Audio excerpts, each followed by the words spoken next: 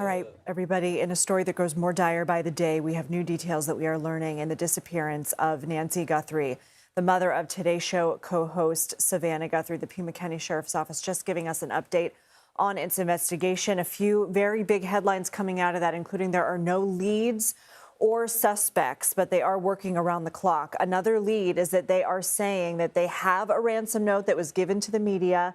They are taking it seriously, and there was a deadline of today, 5 o'clock, for a monetary transfer, and that next deadline is Monday. And I have chills even saying that because this is so unfathomable. I know for everybody, this is such a terrible, terrible story.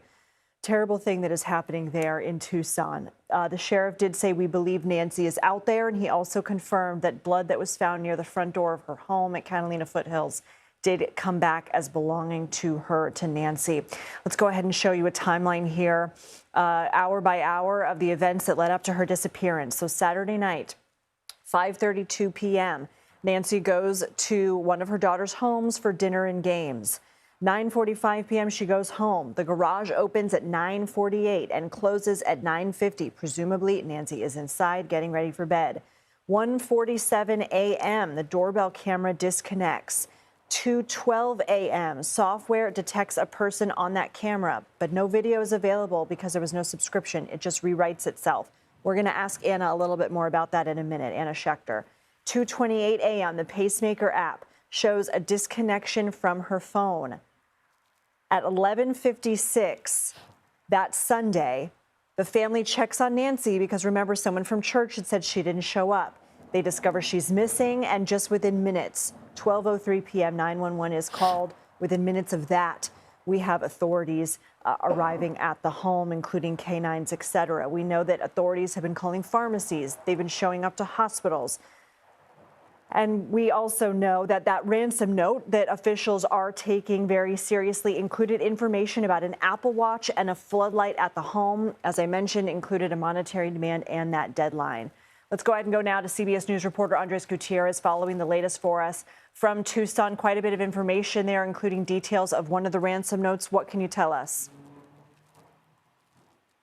Yeah, the other headline out here is that now the FBI is offering a $50,000 reward leading to any information on Nancy's return or an arrest to whoever ended up doing this to her.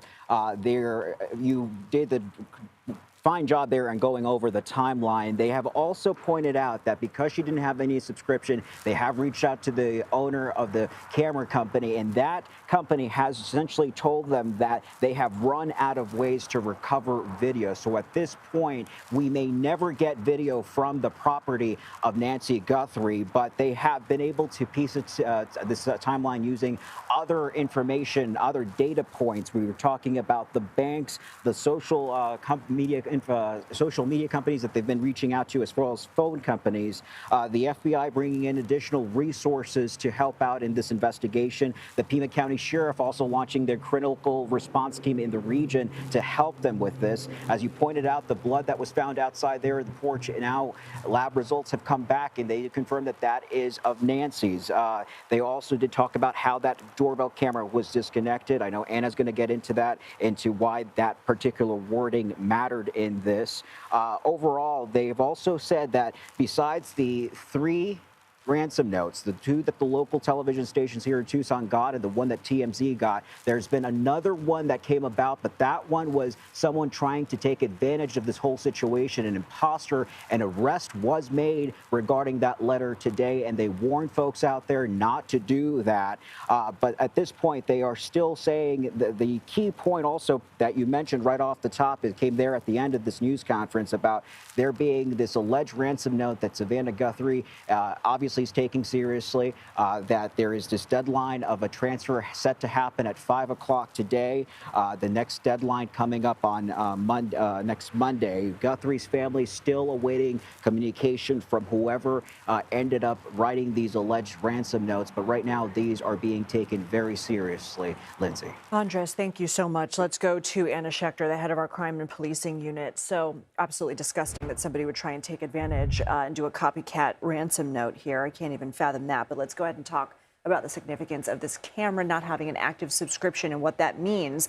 They sent out the information to the companies saying, please give us something.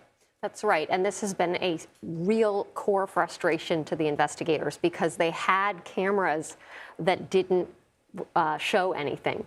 And now on that doorbell camera, that's a different situation. That appears to be somebody who knows that this could be incriminating, who disconnects it. It sounded to me like the sheriff said, we are not in possession of that doorbell camera. So it was disconnected and taken away from the scene. That's my read of what the sheriff said.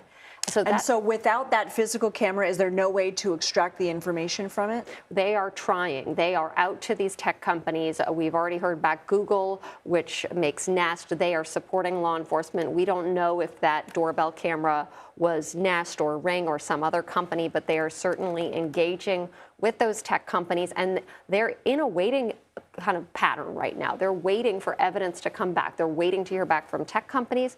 They're waiting on DNA. They did get back the DNA, as you said, that did match back to Nancy Guthrie, the blood on that front stoop there. So, but there's a lot of other evidence, I imagine. They're looking for DNA. They're looking for fingerprints. There's a lot more that we're hoping is going to be a good clue. Why give information on the specific details that were in this ransom note that they're taking seriously, from the Apple Watch to the floodlight at the home to the monetary demand to the deadline? Why give everybody that information?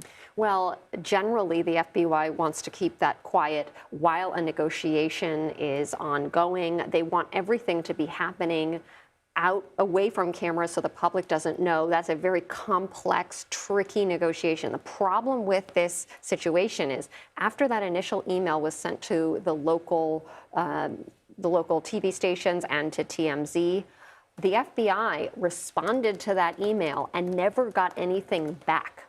So at this point, I think they just said, okay, we've got nothing to lose. No contact. No contact. Let's put the family video out. We can hold the press conference. And there were so many questions about it. It almost seemed like over time they were revealing more as they were asked more and more questions about it, because it is such a key part of this story. And you had mentioned this morning that on CBS this morning that the FBI would have been involved in the making of that heart-wrenching video that the siblings put out last night. And they didn't confirm that, but didn't deny it. Basically, the FBI person that we heard there saying, of course, we were with them last night, but anything they do is their decision. It's their decision, and that is for liability. They want to, protect themselves and say this is the family's choice. However, they did allude to the fact that they provide their expertise and guidance, and then the family chooses what to do, how to word it, how to put it out. They were there. They helped the family film it, and they were there at the family's home when it was posted last evening. It was a little bit after 8 p.m. Eastern time, 6 p.m. local time there in Tucson.